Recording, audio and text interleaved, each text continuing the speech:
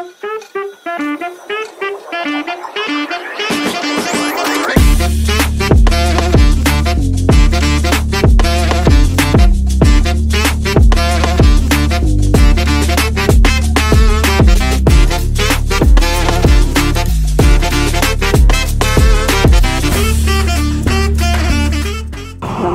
po, very refreshing, saka affordable yung ano niya.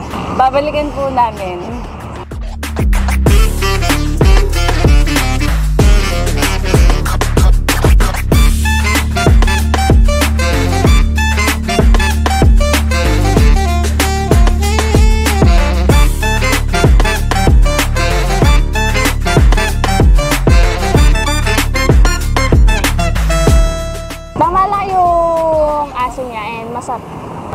Sulit lang siya for students. Mura lang naman.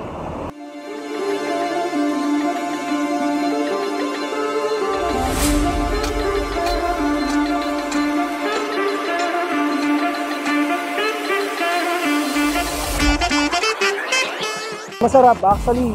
Yung atake kasi ng flavor, more on ano parang Filipino style. Hindi siya sobrang asim na yogurt.